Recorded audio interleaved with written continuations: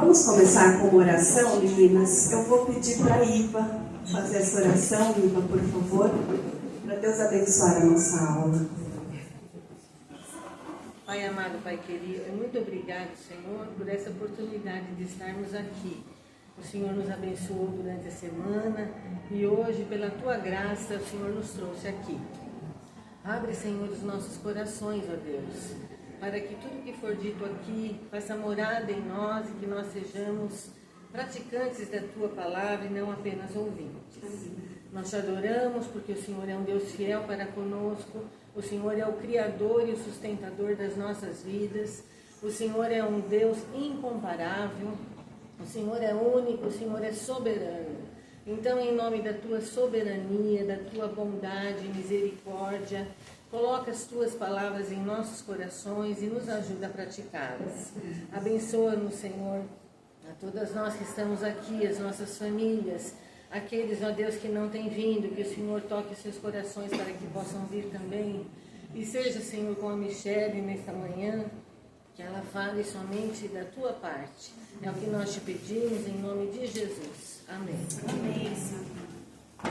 Hoje nós vamos trabalhar sobre a origem da família, né? Como que surgiu a família? Eu sei que quarta-feira o pastor já começou a falar sobre isso no estudo. Eu falei para ele, você adiantou toda a minha aula.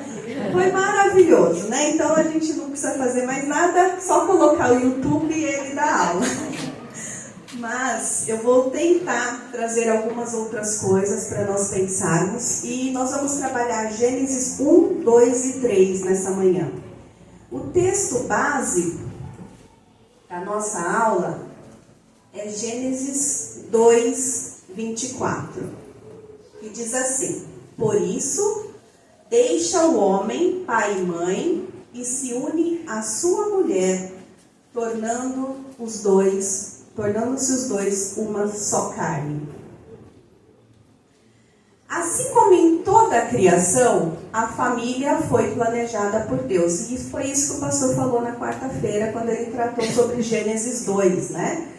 Ela passou a existir a partir da sua palavra e começou com um casamento. Vou pedir para alguém abrir lá em Gênesis 1, 27 e 28 e fazer a leitura para nós, por favor. Criou Deus, pois, o homem à sua imagem. A imagem de Deus o criou. Homem e mulher os criou. E Deus os abençoou e lhes disse: sede fecundos, multiplicai-vos, enchei a terra e sujeitai-a, dominai sobre os peixes do mar, sobre as aves do céu e sobre todo animal que rasteja pela terra. Então aí já no verso 27, qual é a primeira palavrinha que aparece? Criou Deus. Então, a família, a primeira coisa que nós precisamos entender, ela foi criada por Deus. Eu acho que ninguém tem dúvida sobre isso. Ela não foi uma instituição criada pelo homem, porque o homem viu Eva, gostou de Eva, falou, vou casar com você. Não, né? Eva, quando foi trazida a Adão, ela já foi trazida com o propósito do casamento, né? E outra coisa muito interessante, que Deus preparou toda a criação para ser o lar da humanidade. Vocês já pensaram sobre isso? A última coisa que Deus cria é o homem e a mulher. E antes deles, Deus criou todas as coisas para que a humanidade pudesse habitar na terra. Então, toda a criação de Deus glorifica a Deus e é para o homem e a mulher e para os seus filhos. É isso que diz lá em Isaías 45, 18. Quem puder abrir e ler para a gente também, por favor.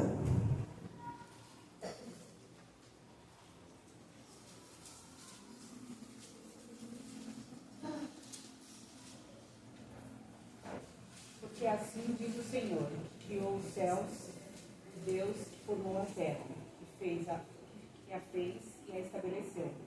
E não a criou para ser um caos, para ser habitada. Eu sou o Senhor, e não há outro. Deus criou a terra para ser o quê? habitada. Então, Deus já tinha, antes de criar todas as coisas, o propósito de criar o homem e a mulher. Então, tudo que Deus cria, lá em Gênesis 1, do versículo 1 até o versículo 26, é para que o homem e a mulher pudessem habitar na terra.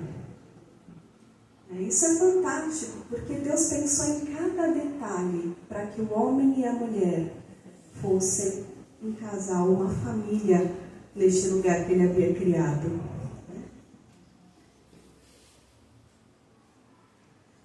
Deus criou primeiro o homem.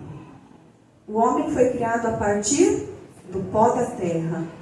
A sua alma, pelo sopro de vida soprado do alto. Essa foi a única criação de Deus que mantém comunhão com a terra e com o céu, e que foi feita à imagem e semelhança de Deus. Vamos ler lá, Gênesis 1, 27, nós já lemos, né? Que criou Deus, pois o homem à sua imagem, a imagem de Deus os criou. E depois Gênesis 2, 7. Mais alguém leia para a gente, por favor. Então formou o Senhor Deus ao homem do pó da terra. Ele soprou nas narinas o fôlego de vida, e o homem passou a ser alma vivente. Vocês já pararam para pensar? Todos os animais, todas as aves, tudo que Deus criou foi pela sua palavra. Tudo veio a existir da sua palavra, né? E tinha uma conotação da terra, né? Deus criou para habitar a terra. O homem, Deus cria do pó da terra, que Ele mesmo criou, e Ele dá ao homem uma natureza divina, quando Ele sopra fôlego de vida nas suas narinas. Então, em nenhum outro ser nós vemos isso. Deus cria todas as coisas, mas só no homem e a mulher Deus sopra o fôlego de vida, né? Trazendo a conotação para o homem de que ele é um ser da terra, mas ele também é um ser do céu. Depois nós vamos fazer uma ligação muito interessante lá no final. Por não haver nenhum outro ser na terra como Adão, ele se sentia sozinho. Quando Deus chama Adão e fala assim, olha, você vai nomear todos os animais, você vai dar nome a todas as coisas, o que Adão falou? Ele não achou nenhuma que desse... Ninguém é como eu, não é? O elefante tem a elefoa, né? Todos os animais, o cachorro tem a cadela, o gato tem a gata. Todos os animais têm o seu complemento, a sua metade.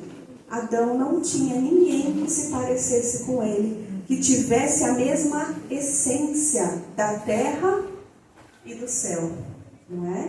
Então, o que Deus fez? Para suprir essa necessidade, Deus criou a mulher. Vamos ver lá, Gênesis 2, de 20 a 22. Alguém que encontrar pode ler também. Deu nome o homem a todos os animais domésticos, às aves dos céus e a todos os animais selváticos. Para o homem, todavia, não se achava uma auxiliadora que lhe fosse idônea. Então o Senhor Deus fez cair pesado sono sobre o homem, e ele adormeceu. Tomou uma das suas costelas e fechou o lugar com carne. E a costela que o Senhor Deus tomara ao homem, transformou-a numa mulher e lhe a trouxe. E aí o homem disse assim, esta afinal é osso dos meus ossos e carne da minha carne. Chamar-se-á varoa, porque do varão foi tomada. Então, Deus, vendo que não tinha ninguém na terra que se parecesse com Adão, e isso trazia para ele um sentimento de solidão, ele cria Eva. E os dois foram criados à imagem e semelhança de Deus, que é o que fala lá em Gênesis 1, 27, né? Criou, pois, o homem à sua imagem e também a mulher. Não foi só o homem que foi criado à imagem de Deus, a mulher também espelha a imagem de Deus. Por isso que os dois perante Deus são iguais, não tem diferença. Eles têm diferença no seu papel, né? Na sua função, para o que Deus os criou, mas perante Deus, homem e mulher são iguais. Eles foram criados à imagem e à semelhança de Deus. Se vocês tiverem alguma dúvida, pode perguntar, tá, gente? A mulher foi criada a partir do homem, de uma de suas costelas, para ser sua ajudadora e companheira. O teólogo Matthew Henry diz, é muito lindo isso, quando a gente pensa na complexidade dessa criação. Não foi à toa, não foi sem propósito que Deus tirou Eva da costela de Adão. Não foi, né? Ele diz assim, a mulher não foi feita da sua cabeça para estar acima dele. Ela não foi feita dos seus pés para ser pisada por ele, mas do seu lado, para ser o quê?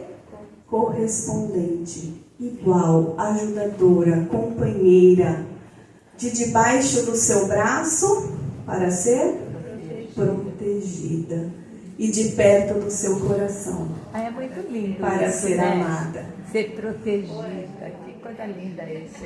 E quando a gente entende esse propósito de Deus, como é libertador, não é mesmo? Deus não nos criou para ser igual ao homem em função.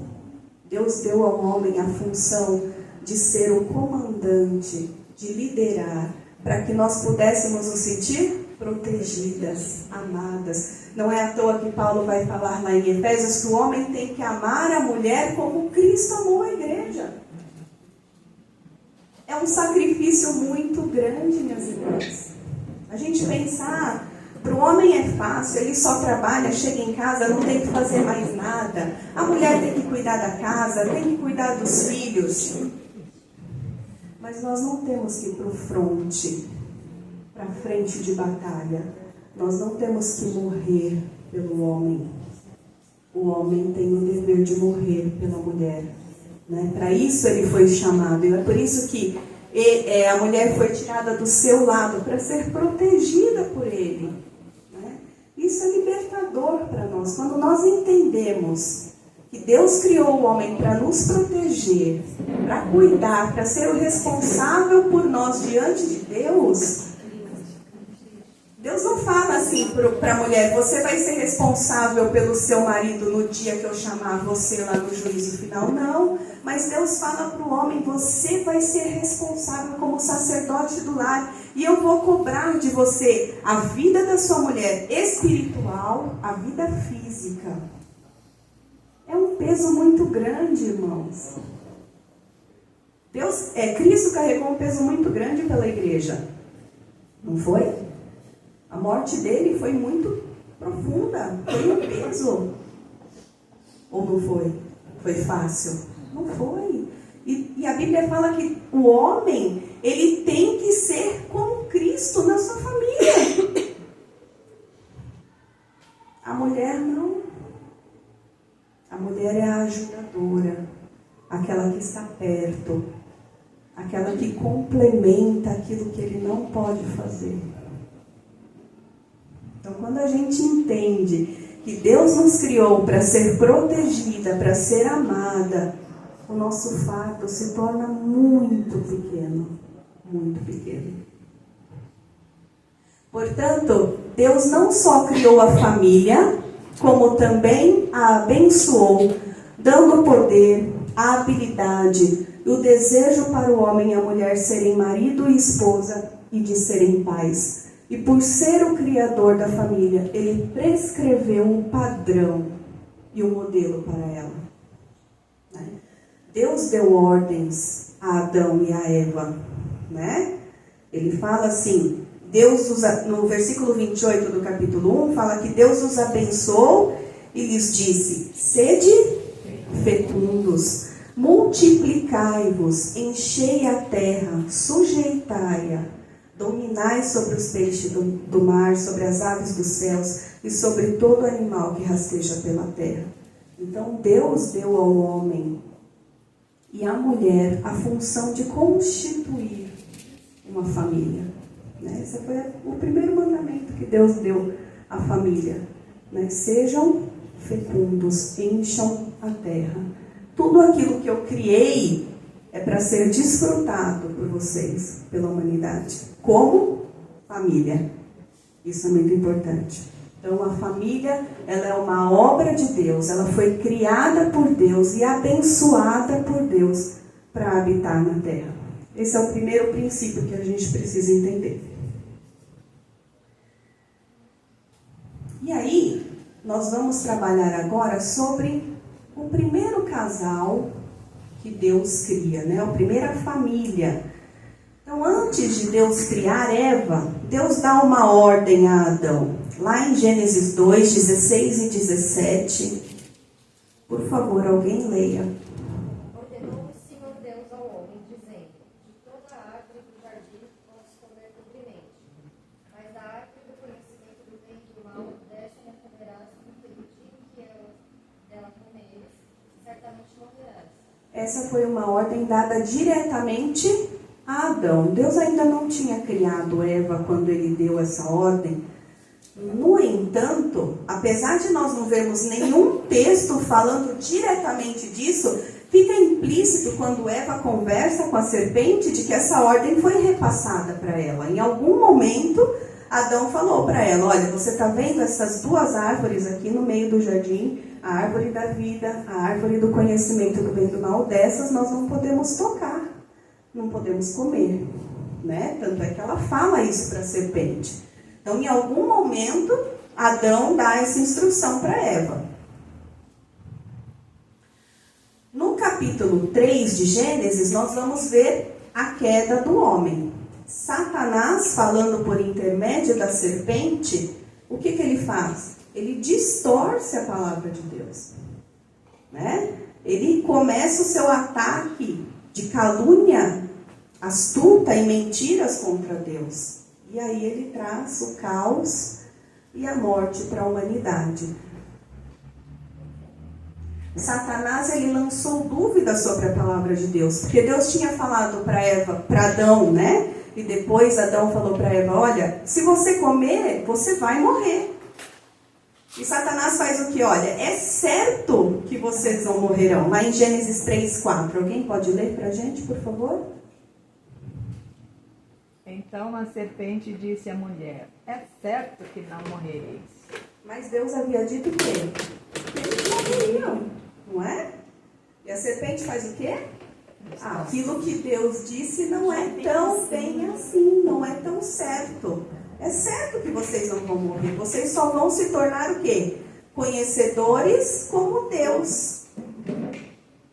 Então, ele distorce a palavra do Senhor.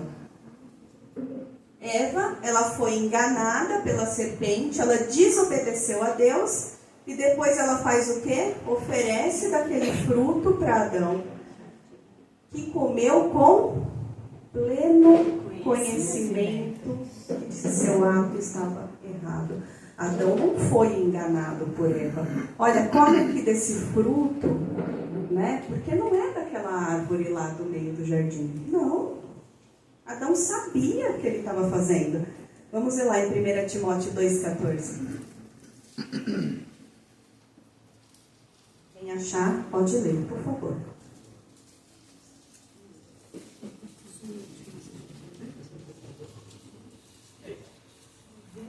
E Adão não foi iludido, mas a mulher, sendo enganada, caiu em transgressão. Então, ele nunca ia poder dizer assim: ah, eu comi sem saber o que eu estava comendo. Ele ia falar assim: não. Ele viu que Eva estava comendo do fruto proibido e ele comeu aquele fruto consciente. Ele pecou consciente. Ele não foi enganado por Eva. Ele não foi enganado pela serpente. Ele sabia. Ele tinha consciência do ato dele, né? Assim como Eva também tinha consciência. Apesar da serpente ter mudado a palavra de Deus, Eva tinha consciência do que ela estava fazendo era errado, mas ela escolheu errar. Ela escolheu pecar, né? Então, eles experimentaram a consciência imediata do pecado quando os olhos dos dois foram abertos. Então eles não comeram e sentiram aquele prazer do pecado, e depois que foi cair a ficha, eu pequei, agora eu vou ter consequências. Não, na hora que eles comeram do fruto, eles experimentaram a consequência do pecado. Lá em Gênesis 3, 6 e 7, alguém leia, por favor? Vendo a mulher que a árvore era boa para se comer, agradável aos olhos e árvore desejável para dar entendimento, tomou-lhe do fruto e comeu, e deu também ao marido, e ele comeu. Abriram-se então os olhos de ambos, e percebendo que estavam nus, coseram folhas de figueira e fizeram cintas para si. Então, os olhos deles se abriram no momento que eles comeram. E ali eles perceberam, nós pecamos. Por quê? Acho que o microfone já é. Eles perceberam que eles estavam nus. Eles não tinham a consciência de que eles estavam nus, porque aquilo era natural para eles, não trazia vergonha. A vergonha vem como um pecado, né? Então, no momento que eles comeram, os olhos deles se abriram, a primeira coisa, eles se envergonharam. Não é assim com as crianças? Né? Ou mesmo com a gente, quando a gente faz alguma coisa errada, é lógico, nós adultos disfarçamos o nosso pecado, né? A gente consegue já, porque nós somos astutos muito mais do que as crianças. Obrigada. Aqui tá baixinho. Tá baixinho. Nós somos mais astutos porque nós já temos vivência, então nós sabemos encobrir o nosso pecado, até na nossa face a gente encobre o pecado, mas as crianças não, elas pecam. A primeira coisa, elas se escondem, né? O meu filho menor, ele vai para debaixo da mesa, ou ele vai atrás da cortina, ele se esconde. As minhas mais velhas, elas já se escondem de forma diferente, né? Elas já começam, não fui eu, mãe, não fui eu. E abaixa a cabeça, mas você sabe que elas estão mentindo, né? Porque é nítido na criança que elas mentem. Quando elas mentem, aquilo fica muito claro, né? Elas não têm ainda aquela coisa de esconder o pecado. Elas não sabem como fazer isso. Então, Adão e Eva também não sabiam. Eles não conheciam isso.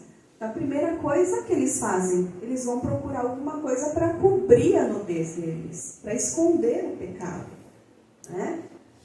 E aí é o que a gente vê lá em Gênesis 3, de 8 a 10. Alguém leia, por favor?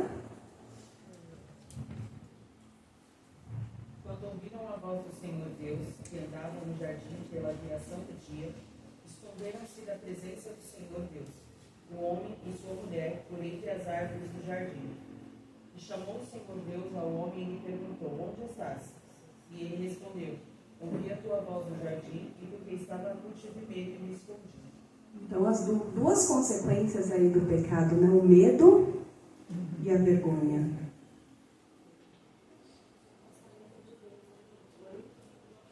O afastamento de Deus. Nós vamos ver aqui daqui a pouquinho as consequências que o pecado trouxe para a humanidade e para a família, né? Por último, nós vemos a transmissão da culpa.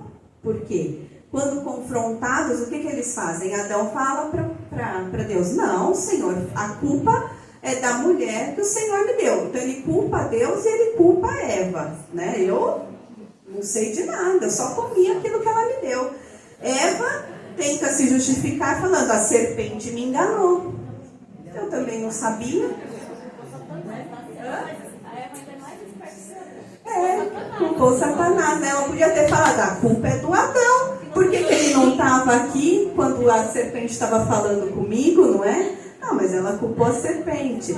E assim, nós também somos assim. Quando nós temos discussões na nossa casa, a culpa é dele, tá vendo? Não é assim? A gente joga a culpa para o marido sempre. A gente nunca olha para nosso pecado e fala assim, não, a culpa é minha mesmo, me desculpa. A não ser depois de uma reflexão, depois de oração. Porque aí o Espírito incomoda o nosso coração para isso. Mas não é um ato voluntário nosso dizer, não, meu bem, me perdoa, a culpa é minha. Eu pequei contra você, eu pequei contra Deus. Não, lógico que não. Se não for a ação do Espírito no nosso coração, a gente não reconhece o nosso pecado. Muito pelo contrário, a gente culpa, a gente delega. Ah, não, a culpa é da outra pessoa, nunca é minha. Né? Foi justamente o que está lá em Gênesis 3, de 11 a 13, né? Eu não vou ler esse texto agora, que mais para frente a gente vai ler também. Então, quais foram as consequências da queda? Lá em Gênesis 3. A primeira coisa que nós falamos agora foi a vergonha. Então, a primeira coisa que o homem e a mulher sentem ao pecar é a vergonha. Né? Pelo pecado, a vergonha porque eles estavam nus e eles descobriram isso, né? Então aquilo se tornou constrangedor. Né? A segunda coisa foi a separação da comunhão íntima com Deus, né? Quando ouviram a voz do Senhor Deus, que andava no jardim pela viração do dia, esconderam-se da presença do Senhor. Eles caminhavam com Deus, eles conversavam com Deus, eles tinham comunhão profunda com Deus. Né? Uma coisa que a gente não vai ter nunca aqui, eles tinham essa possibilidade de conversar com Deus e ouvir a voz de Deus. Era uma comunicação aberta, limpa. Nós não temos isso, Adão e Eva tinham essa comunhão íntima com o Senhor. E isso foi quebrado com o pecado, né? A outra coisa, a discórdia, que foi o que nós falamos, um jogando a culpa para o outro. Isso, o que a gente vive no casamento hoje é fruto do pecado. Essa comunicação que muitas vezes não é entendida, é interrompida. É o pecado que habita em nós, né? Que nos faz sempre olhar para o outro com um olhar de julgamento, com um olhar de desconfiança, sem olhar de amor. Né? Essa discórdia, ela vem com o pecado. Outro pecado, uma outra consequência é o sacrilégio. Adão culpa a Deus. Senhor, foi essa mulher aí que o Senhor me deu. Se o Senhor não tivesse me dado a mulher, eu não teria pecado. Não é? Então, olha isso. Deus olhou a necessidade de Adão no Éden, viu que Adão estava só, deu a ele uma auxiliadora idônea, ele foi alegria para ele, porque quando Deus traz Eva para Adão, eu imagino ele olhando Eva e falando assim, olha isso, que presente, ela é igual a mim. Foi um presente de Deus para Adão, não foi? Eu não vou me sentir sozinho. A gente não sabe se havia comunicação com o homem e os animais, eu acredito que não. Mas assim, esse microfone não quer saber. Mas ele se sentia sozinho por não ter ninguém como ele. E quando Deus traz Eva, ele olha para Eva e fala, olha, agora eu tenho alguém que é igual a mim, eu vou poder me comunicar, eu vou poder me relacionar. E aí logo depois ele peca e a primeira coisa que ele fala, Deus, olha o que o Senhor me deu. Logo reclama. Tá quebrado. Não, Tá com defeito. Tá defeito. É como se ele estivesse dizendo, Senhor, a sua obra não foi perfeita. Não é verdade? Isso é um sacrilégio, irmãos. É falar que a obra de Deus é imperfeita. Na verdade, não. O homem se tornou imperfeito por conta do pecado, por conta da queda. A obra de Deus é perfeita. Eles foram criados para ser um casal perfeito. Comunicação perfeita. Tudo perfeito. Família perfeita, sem briga, sem discussão, sem confusão de papéis dentro do casamento. A família é perfeita. A primeira vez que um sacrifício é oferecido foi consequência da queda, né? Lá em Gênesis 3, 21, alguém leia, por favor. O Senhor Deus fez túnicas de peles para Adão e sua mulher e os vestiu. O que o Senhor fez? Foi cobrir a vergonha. Ele matou um animal. Para que o pecado de Adão e Eva fosse coberto. Isso nos remete a Cristo. Então Então Deus já estava mostrando para Adão e Eva: vocês pecaram, vocês erraram, toda a humanidade vai sofrer por conta do pecado, só que eu vou resolver a situação, né? Eu vou mandar alguém que vai cobrir o pecado de vocês. E aí ele mata o animal e traz para Adão e Eva roupas de verdade, né? Porque imagine as folhas como deviam ser, né? Mal feitas. Não, Deus os cobriu com pele do animal. E Cristo nos cobre com o seu sangue, né? Para que Deus olhe para nós e não veja o nosso pecado. Assim, para que as outras pessoas também não vissem a nudez de Adão e Eva, e eles mesmos não se envergonhassem por causa do pecado deles. Deus os cobre com a pele do animal, né? Então, o primeiro sacrifício de um animal inocente, que não tinha nada a ver com a história, né? Mas sofreu as consequências do pecado de Adão e Eva. Cristo sofreu as consequências pelo nosso pecado. A primeira menção aqui do sacrifício de Cristo por nós. E aí nós vemos também uma consequência da queda, que foi o sofrimento, né? O que Deus fala para Adão e Eva lá no versículo 16 e 17? Alguém leia, por favor?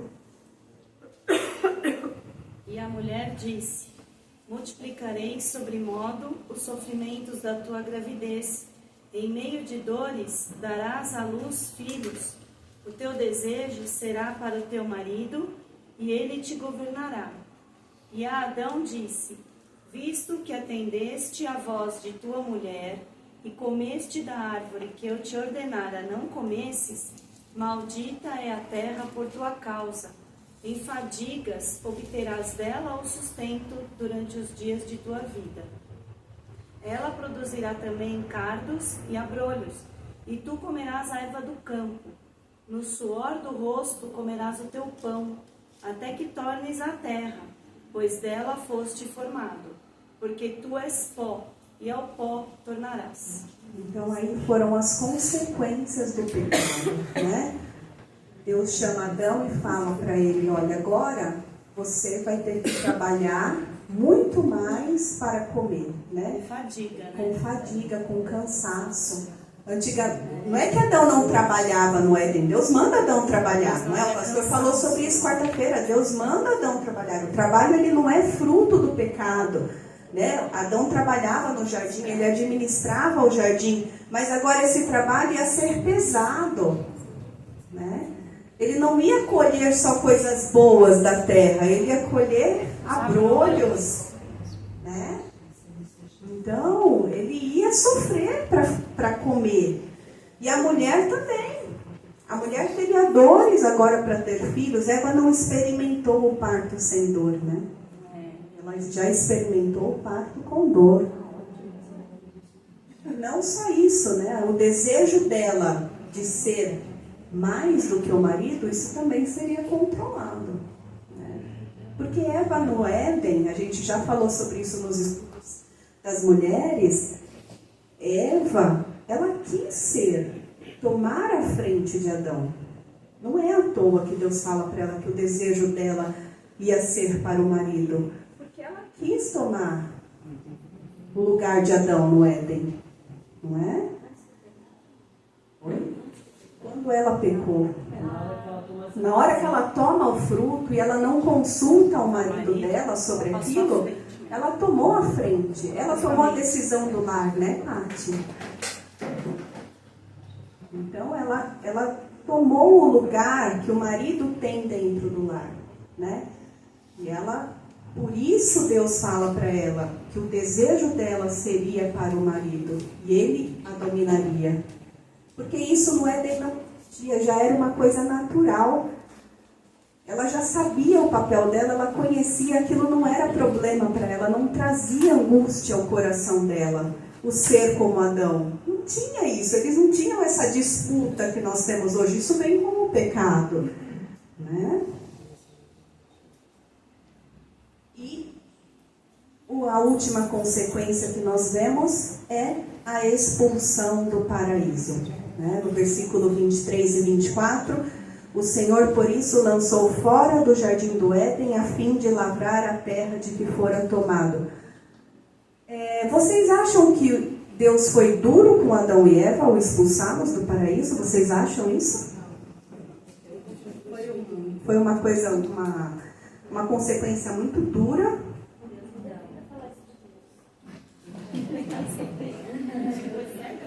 Eu estava estudando sobre essa aula, e o versículo 24 fala assim: e expulso o homem, colocou querubins ao oriente do jardim do Éden, e o refulgir de uma espada que se revolvia para guardar o caminho da árvore da vida.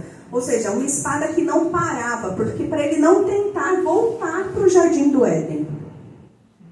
Mas pense, foi uma consequência Adão sair do paraíso, mas foi um ato de amor.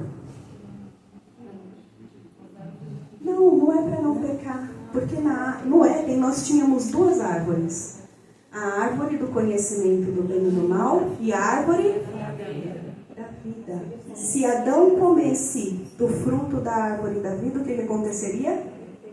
Ele não morreria mais. Ele não morreria mais. Olha o ato de amor de Deus. Eu vou trancar a árvore da vida para que vocês possam morrer. Por quê? A morte é que nos leva para Deus. Se Adão não morresse, nós não teríamos encontro com Deus verdadeiro. É um ato de amor. Então, em tudo, nós vemos o amor de Deus. Todos os atos de Gênesis, da criação, o amor dele pela humanidade, ele criou todas as coisas lindas, belas, para que nós desfrutássemos disso. Deus fez o sacrifício pelo homem e pela mulher, para que eles tivessem vida.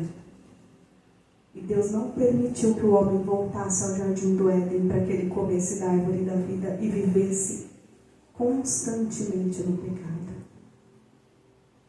Até a consequência da queda foi um ato de amor de Deus. Isso é maravilhoso, gente. É maravilhoso. Nós nunca vivenciaremos um casamento perfeito como Adão e Eva. Nunca. Né? Nós somos pecadores, o pecado habita em nós.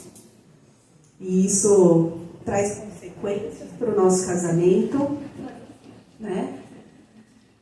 Nós nos identificamos com o fracasso deles. Por quê? Nós fracassamos um com o outro, nós fracassamos com o nosso marido fracassa conosco, e nós fracassamos com Deus, não é?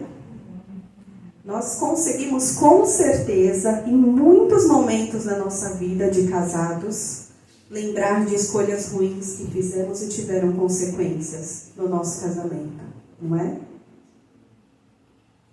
Adão e Eva pecaram um contra o outro, quando um joga a culpa no outro. Eles pecaram contra Deus porque eles desobedeceram o mandamento do Senhor. E eles tiveram consequências. Nós também temos consequências no nosso casamento, quando nós pecamos um com o outro, quando nós pecamos contra Deus. Nós também vemos isso, mas nós também experimentamos da graça, da misericórdia, do amor, da bondade de Deus.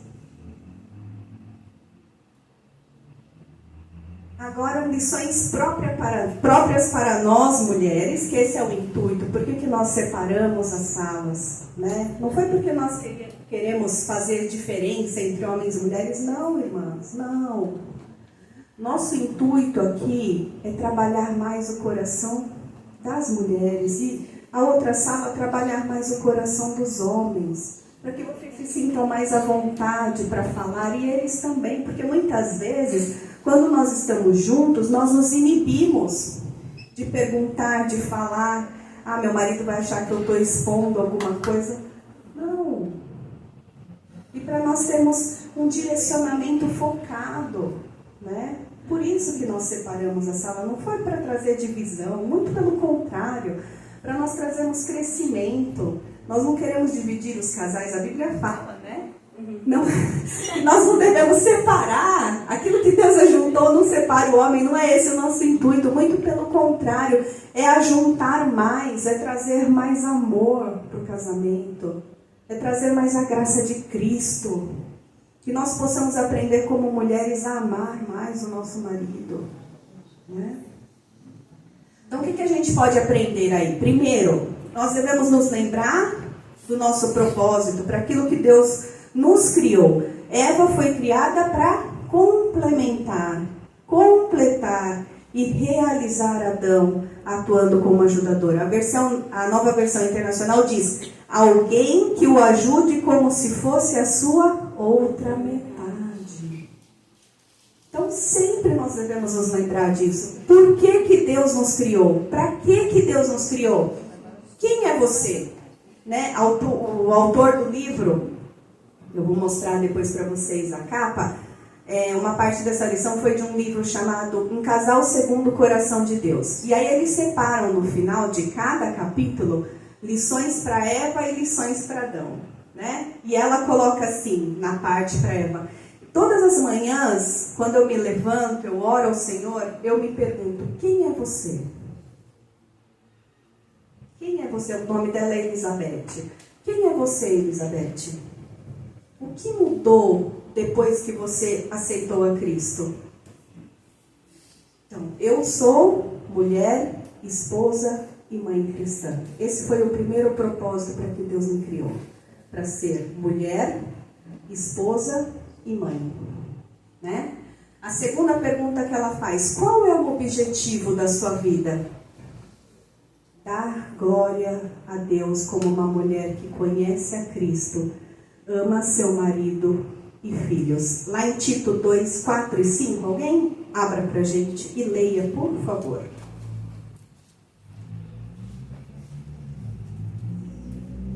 Nós trabalhamos esse texto também no Conte Comigo das Mulheres, aqui na SAP.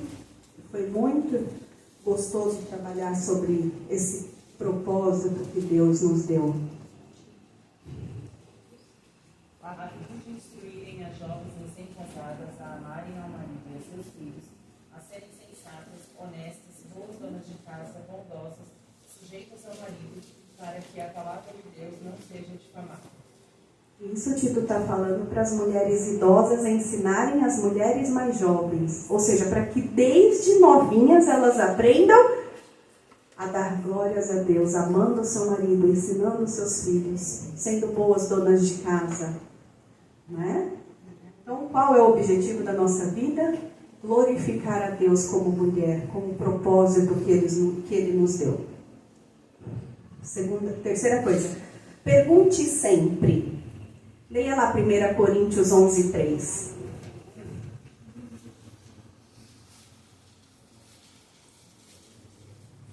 Quem achou, pode ler.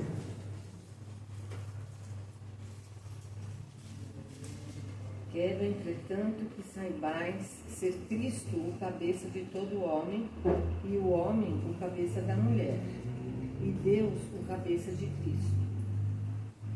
O marido é o responsável pela esposa, não é isso que o texto está falando?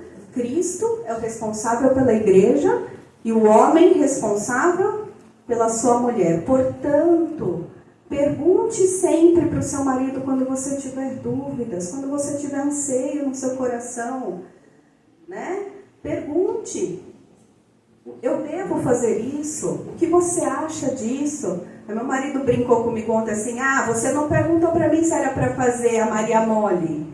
Você não perguntou para mim se era para fazer a carne. Não, não são essas as perguntas. São perguntas do nosso lar. Decisões que a gente precisa tomar, não tome à frente.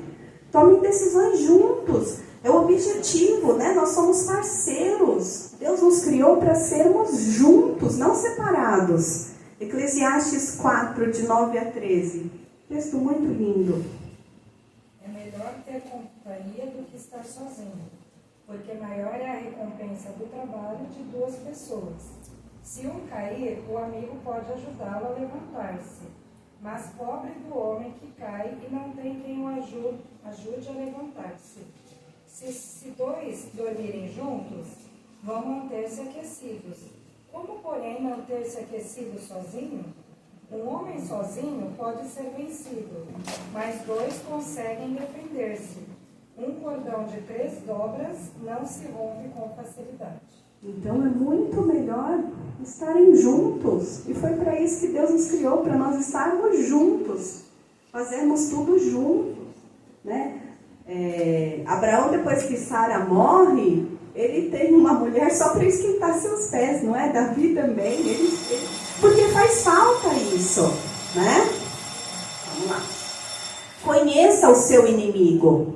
Ela foi tentada pela serpente, né? A tentação é uma ocorrência diária. Todo dia nós enfrentamos a tentação, todos os dias. Né? Então, o que nós temos que fazer diante disso? Nos preparar para ela. Comece o dia meditando na palavra de Deus. Eu tenho batido muito nessa tecla com vocês. O nosso dia é diferente quando a gente começa lendo a palavra de Deus e orando. Quando a gente se alimenta de Deus, a primeira coisa que a gente faz no nosso dia é nos alimentarmos do Senhor, o nosso dia é diferente. Quando vêm as tentações, eu me lembro. Por quê? O meu coração está cheio do Espírito. Agora, se eu não me alimento, se eu não encho o meu coração daquilo que é importante, as tentações vão vir e eu vou fazer o quê? Eu vou ceder lugar a elas. Porque o meu coração está vazio. É a ideia do copo que transborda, né? Quando ele está transbordando, pode vir mais água, ele não vai encher mais, ele vai transbordar, ele vai cair. E a gente pode voltar um pouquinho? Qual? No ponto 2, pergunte sempre. Não, Ali, ó, pergunte sempre. Mas é o primeiro ponto. O primeiro ponto. A gente estava conversando aqui e assim, a gente precisa entender tanto o nosso papel, entender até quais são as perguntas que os maridos querem responder. Porque algumas perguntas, aí eu vou falar de maneira particular, né? Não vou eu me expor, tem pergunta que o marido não quer responder. Por exemplo, algumas coisas relacionadas à funcionalidade da casa.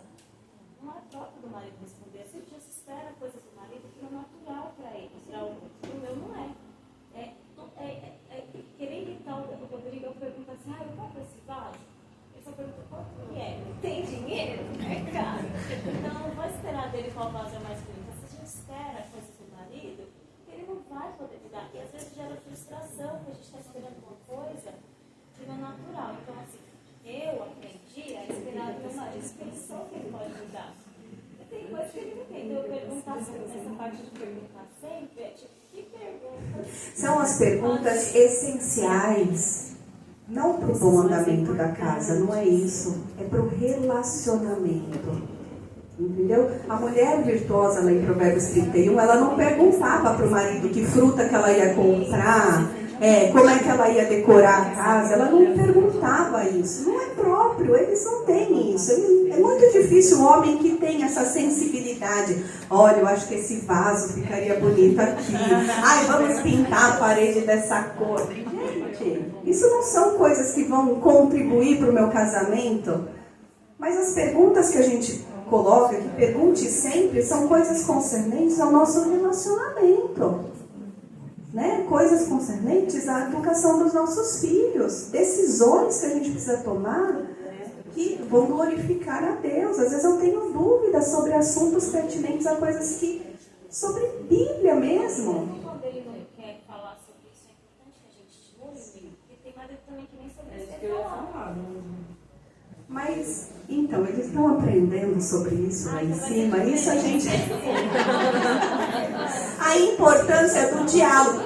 Nós vamos ter aulas sobre comunicação aqui mais pra frente. Acho que são 2 aulas sobre comunicação. Um assunto muito importante.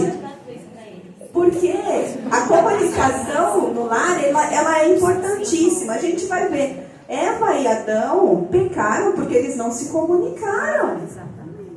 Eles não trocaram. Adão, olha, tem uma serpente aqui falando comigo. O que você acha? Você acha mesmo que nós não vamos morrer? Tem uma serpente. Mas não teve essa comunicação. explicação. Eva foi lá, conversou com a serpente, pegou do fruto, comeu e deu para o marido. Adão nem questionou.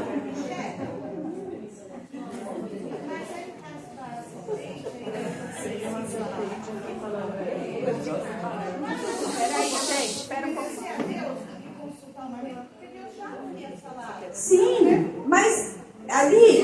Sim, ela teria que ter consultado, porque, na verdade, ela desobedeceu mais a Deus do que ao marido. Sim, mas você concorda, Gi? Se eu tenho dúvida, Deus não deu a ordem diretamente para mim, foi Adão que falou que Deus deu a ordem.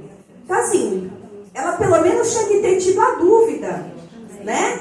Não, ela já desobedeceu sem nem consultar o marido, sem nem conversar com o marido. Então não passou pela cabeça dela, não, peraí, Adão me falou que eu não deveria comer dessa árvore. Pronto, não vou tocar, não vou comer, mas ainda assim, se o desejo dela fosse tão grande, eu vou conversar com meu marido, quem sabe, né? Nós tomamos a decisão juntos, mas não teve conversa. E Adão, quando Eva deu o fruto também, mas que fruta é essa que você está comendo? Deus não falou que não era para nós comermos? Não. Ele come daquilo sem nem questionar. Então ele peca junto, sem... Eu acho que... Sim, ele era o responsável por ela. Falta entender que a responsabilidade do homem, desde Adão, é muito maior. Sim. Isso devia trazer paz ao nosso coração. Sim. Ele vai responder muito mais. Sim. O que ele fez com a família, o que ele fez com a mulher que Deus deu para ele. Sim, então eu acho que falta às mulheres paz no coração de entender, primeiro, a responsabilidade dele é muito maior. Eu não quero essa responsabilidade para mim. Estou muito feliz que Deus separou assim. Falta a gente pensar, né? O porquê que Deus criou o homem com um propósito, a mulher com outro, entender os nossos papéis no casamento. Agora, as perguntas, Paty, são concernentes à nossa vida conjugal. É lógico, eu não vou levar para o meu marido coisas que não tem necessidade, que para ele tanto faz. Se você colocar o tapete vermelho ou verde, para ele não vai fazer diferença, né? Lá em casa eu tenho que perguntar, porque como meu marido me expôs a semana passada, eu gosto de comprar tapete. Então ele já me falou, não vai mais comprar tapete. Né? Então eu tenho que falar, mas olha, não está combinando aqui com esse sofá, você não está vendo? São perguntas, mas assim, não é o essencial, né, para o casamento, esse tipo de pergunta. Eu penso sempre assim, nós mulheres, nós temos uma tendência de sempre achar que o marido ele é obrigado a adivinhar e a saber o que nós estamos pensando. O óbvio precisa ser dito. E às vezes nós temos medo mesmo de perguntar, nossa, será que ele vai achar tão tolo isso que eu vou falar agora? E aí você fica imaginando as coisas que talvez nem passe pela cabeça dele. Isso você só irá saber se você falar. Então, se você for perguntar e ver que isso de fato não interessa e ele vai deixar aberto para ti, aí você precisa voltar mais. Mas talvez é um assunto que você vai ficar ali dias e dias remoendo, pensando e coisas que ele vai estar... nem vai passar pela cabeça dele e está sendo criado na tua imaginação. Porque você não comunicou, que você não conversou. Então, eu sempre falo isso, o óbvio precisa ser dito. Para você é óbvio, para ele não seja. A gente, uma vez, um grupo de mulheres, de amigas mais íntimas, a gente comentou que tinha uma amiga que falava que ela saiu para trabalhar e ela esperava que ele lavasse a louça, porque ela chegava. Ela falou, o mínimo ele lavava a louça, tinha que falar. Aí eu falei, pro meu marido eu tenho que falar. Se eu quiser que ele seque, eu tenho que falar, amor, você lava e seca a louça pra mim? Porque senão ele não é óbvio. Não é óbvio. Pra você é, pra ele não é. E a gente passou.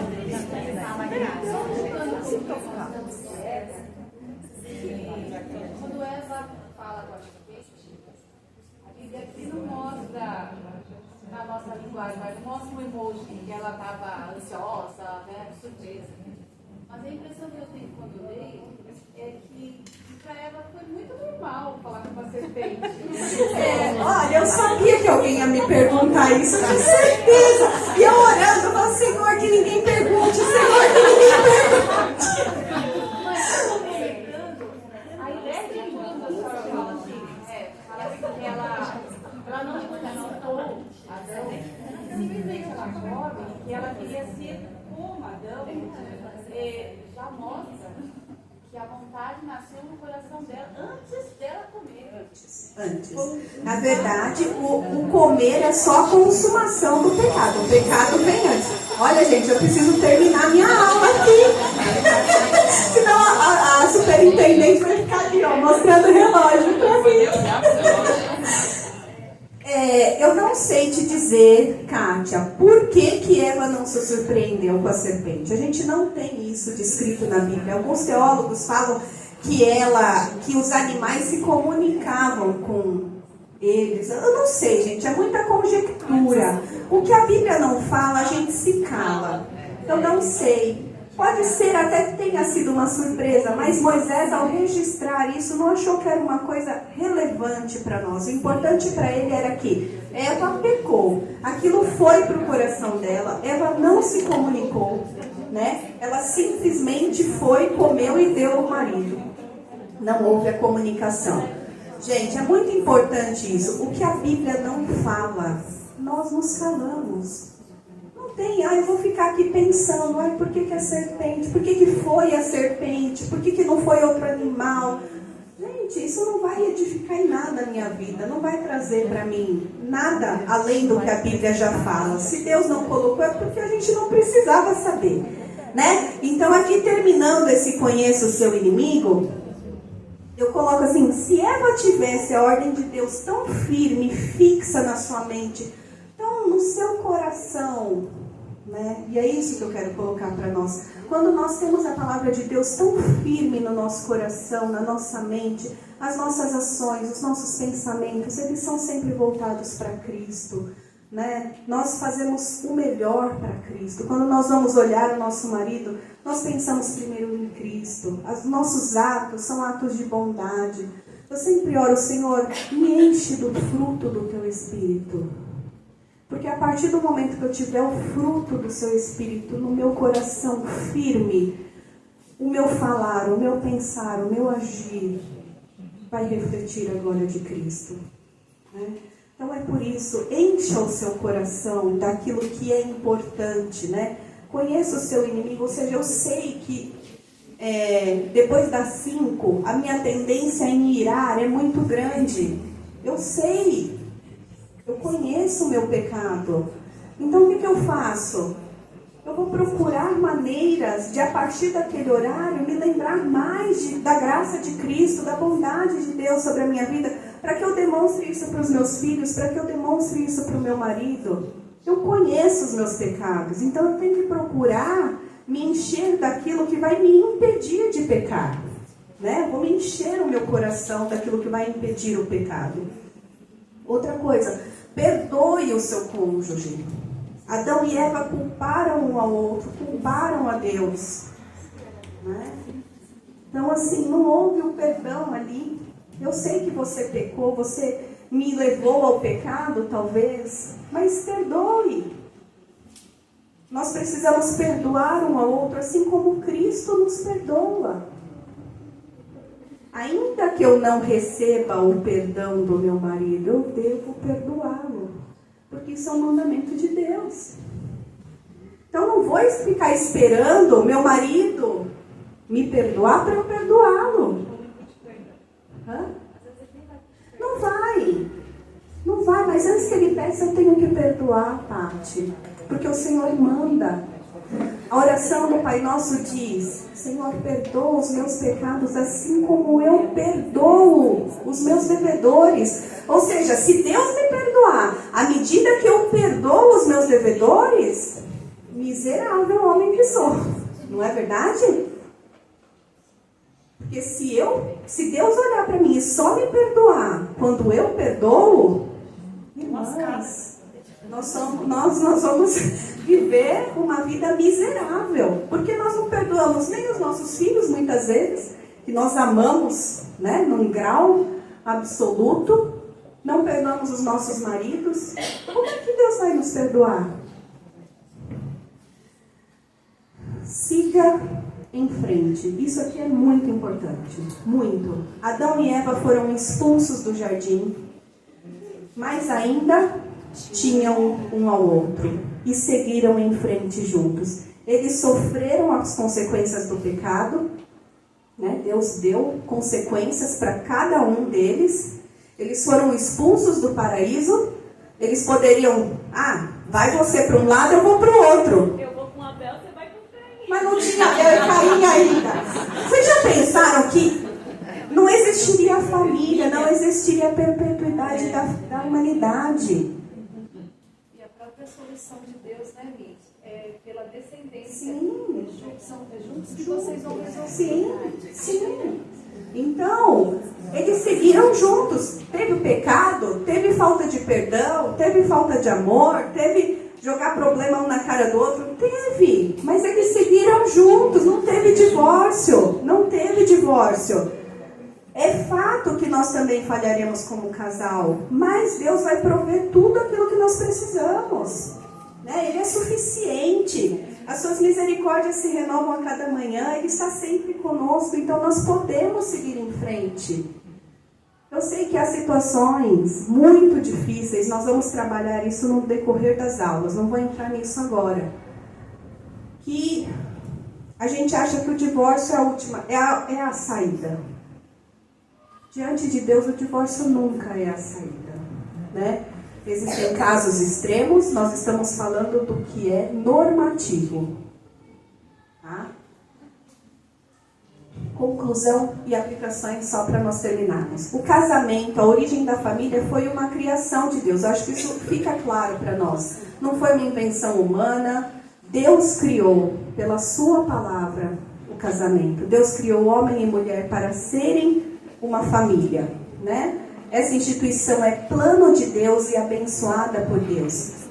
Assim como Adão e Eva foram os únicos seres criados com uma parte terrena e outra celestial, importava que o Adão perfeito tivesse as duas naturezas para redimir o pecador. Jesus veio como Deus, homem, da terra para a terra. Então ele veio como homem e ele veio como Deus, com as duas naturezas, porque somente um homem poderia morrer por um outro homem e somente um Deus conseguiria cumprir todo o plano dele, né? Então aqui nós vemos Jesus como o perfeito Adão. O homem e a mulher foram criados para se completarem, para juntos, cada um com seu papel, formarem uma família. E essa união que os torna jamais pode ser quebrada. Jamais. Adão e Eva, mesmo tendo um casamento perfeito, eles tinham tudo para não pecar, mas pecaram contra o Senhor. Eles inverteram os papéis que Deus havia designado para cada um, não se comunicaram e também pecaram um contra o outro. Se tinha um casal que tinha tudo para não pecar, era Adão e Eva. E mesmo assim eles pecaram.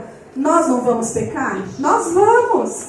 Então o que a gente precisa fazer? Como é que eu faço para lidar com isso no meu casamento? Como é que eu lido com a comunicação? Como é que eu lido com o perdão? Como é que eu lido com a educação de filhos? É o que nós vamos tratar aqui nessas aulas, né? Por causa do pecado, eles experimentaram as consequências, mas também tiveram as promessas de redenção de Deus, né? Deus fala lá para a serpente que Cristo iria pisar, né? A serpente iria morder o calcanhar, mas Cristo iria pisar a cabeça de Satanás. Então Deus já estava falando, tudo vai se resolver em Cristo. Então nós podemos ter lutas, nós podemos ter dificuldades, mas nós já temos Cristo que morreu por nós, que pagou os nossos pecados. E por isso nós podemos seguir em frente, juntos. Não por nós, mas por causa de Cristo. Não é porque eu amo meu marido só, é porque eu glorifico a Deus com a minha vida. Então eu perdoo o meu marido porque eu amo a Deus. Eu me comunico com o meu marido porque eu amo a Deus. Eu vivo junto com meu marido, mesmo às vezes sendo muito difícil, porque eu amo a Deus. Eu educo meus filhos porque eu amo a Deus. Muitas vezes a nossa vontade é largar, é falar, Senhor, toma conta, eu não vou fazer mais nada, não é verdade? Mas não, eu tenho que fazer para a glória de Deus, porque eu amo a Deus. Diante disso, viva o seu casamento nos propósitos do Senhor. Esse é o melhor caminho. E quando vierem as lutas, lembre-se, o Adão perfeito estará ao seu lado para lhe dar graça em todas as coisas. Adão e Eva pecaram, mas Deus deu o Adão perfeito para que eles pudessem ter a esperança de que um dia eles estariam com Cristo em Deus eternamente. E assim é para nós. Nosso casamento pode estar quebrado, destruído, mas Deus nos deu Cristo para nos dar a certeza de que tudo isso vai passar. E um dia nós estaremos com Cristo. Né?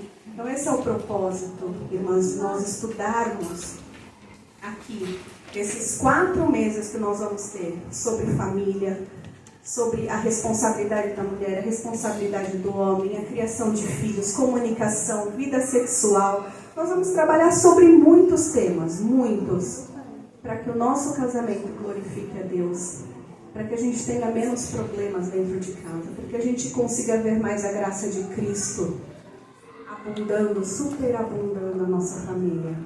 E essa é a minha oração. Eu só vou terminar aqui mostrando para vocês os livros que nós usamos nessa aula. Esse livro aqui é um livro bem prático, O Casal Segundo o Coração de Deus. Ele fala sobre vários casais na Bíblia.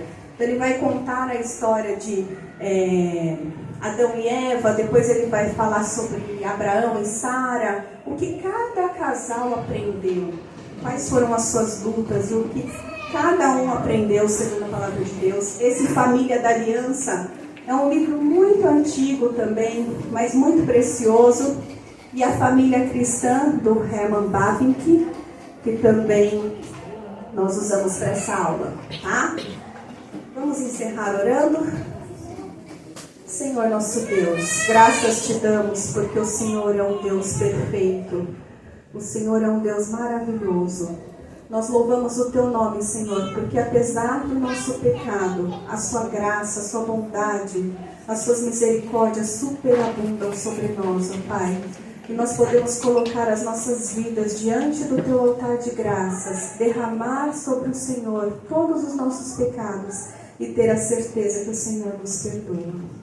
Ajuda-nos, Senhor, a sermos mulheres que edificam mais o nosso lar, que amam ao Senhor, que fazem a tua vontade, Senhor. Abençoe as demais aulas que teremos, que a tua palavra fale ao nosso coração. Nós te pedimos e agradecemos essas bênçãos no nome santo e precioso de Jesus Cristo, nosso Senhor e Salvador. Amém. Amém.